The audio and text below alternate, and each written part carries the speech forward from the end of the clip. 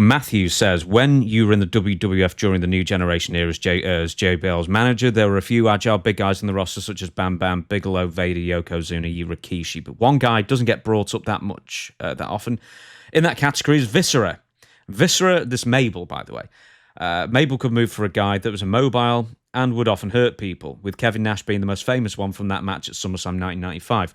What do you think of Viscera as a wrestler/slash talent, and how was he like to deal with backstage? And also, do you have any stories on him? So, Mabel and his ability to hurt anybody. I think Viscera was from Memphis, I think. I'm not sure. He was there for a while. He was like the Harlem Knights at one point with Mo. Yeah. And he was a good guy. He was kind of quiet. Huge guy. But I don't know how athletic he was.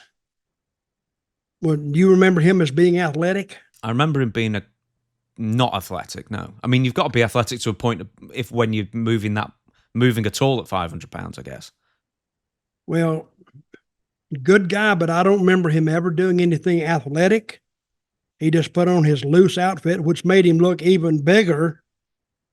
And they went to the ring, and he would go to the ring, but I don't remember he did anything outstanding.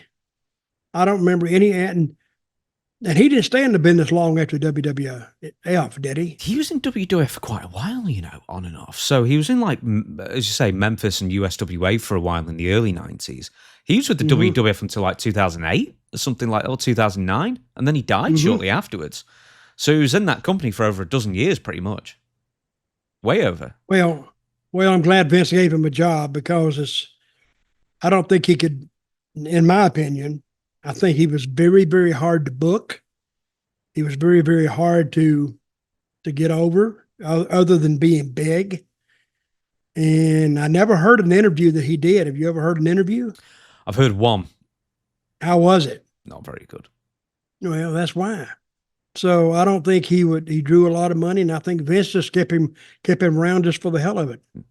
Have you ever heard of his ability to hurt almost anyone? So Matthew is Kevin Nash. Yes, any more?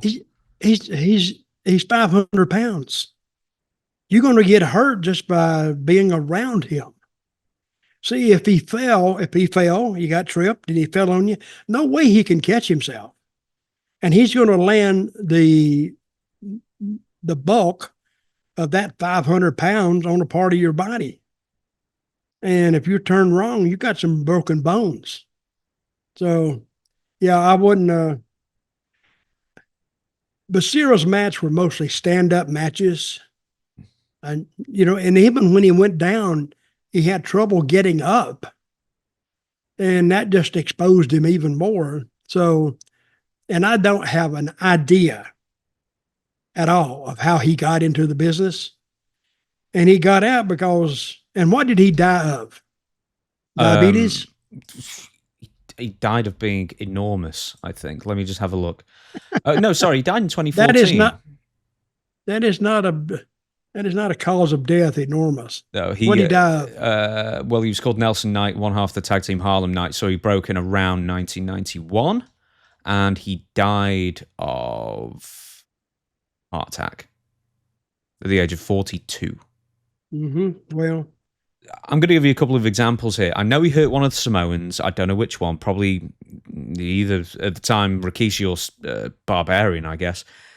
I interviewed Henry Godwin recently. Brought your name up to him as well. And he said Mabel hurt him. And he actually said it was to the point that the Undertaker found out about it, wrapped his fists up like he was actually going to beat him up, and they had to pull him apart. And a week later, Mabel was fired. So, I mean, he was killing people, as a singles especially. Well, that's why he was let go. Because Mark got hot at him. Undertaker got hot at him. And he went to Vince and he said, hey, he's going to hurt more people, so you either let him go or town is going to refuse to work with him.